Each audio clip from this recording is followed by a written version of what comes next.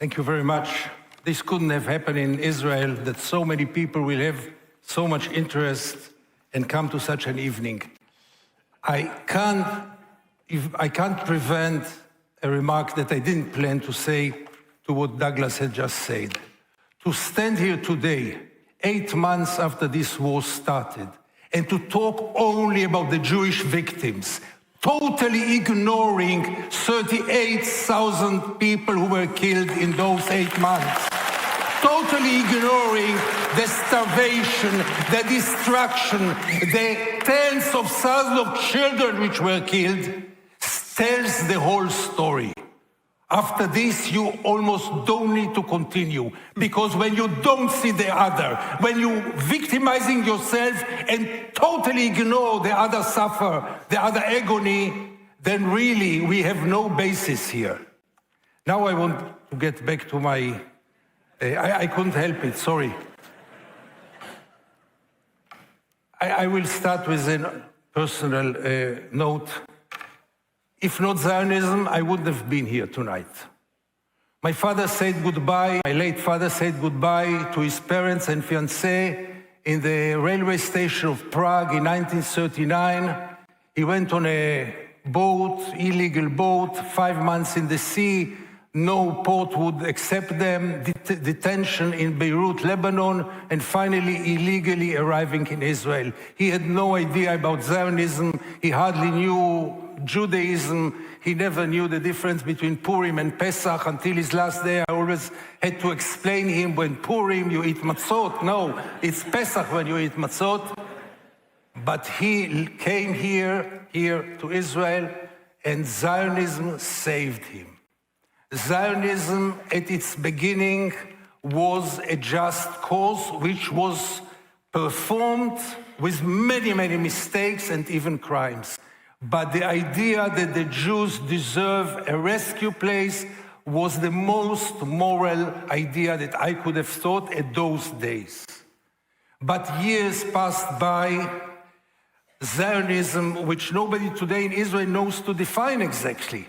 Many Israelis will tell you that to help an old lady to cross the road, even if she doesn't want to cross the road, that's Zionism.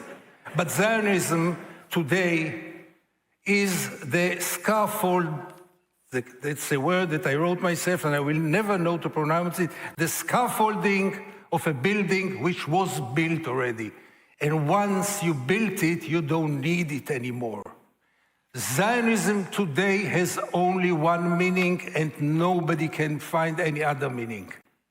It is Jewish supremacy between the river and the sea. That's the real meaning of Zionism today. I was a good boy in Tel Aviv for many years. I got Zionism with the milk of my mother.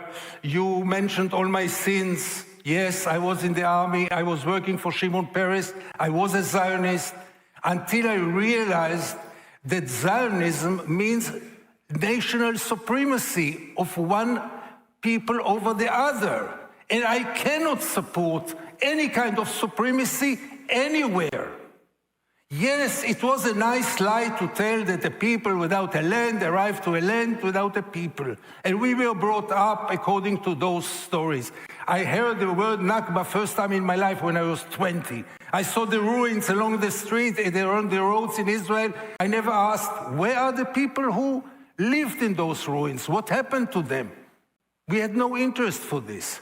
But you get adult, and I started to cover the occupation. It's now 40 years that I'm covering the occupation, and I cannot accept Jewish supremacy. But that's my problem. It's not necessarily your problem. What must be really understood is that Zionism, as my friend Mehdi just mentioned, is an ideology. You might support it, you might not support it. Israel, the Jewish people had defined themselves already. We have a strong regional superpower, and we live in a state which is more Jewish than democratic, and the struggle should be between the two, and this struggle is still ahead of us. But Zionism finished its role many years ago. It is meaningless today, but still people might believe in it. That's fine with me. My request from you tonight is don't fall to the trap of the Israeli propaganda. The strategy of Israel in recent years is efficient and successful, and you shouldn't fall to the trap because it's finally also your problem. Not any criticism of Israel is anti-Semitism. Not every policeman who writes a ticket to a Jewish driver is an anti-Semite. You may be anti-Israeli in the way that you are anti-occupation, anti-apartheid, and still have nothing to do with anti-Semitism. I'll tell you more than this. Israel has succeeded by this to silence any criticism. And take my word, there is nothing that Israel needs now more than criticism, because Israel will never save itself by its own.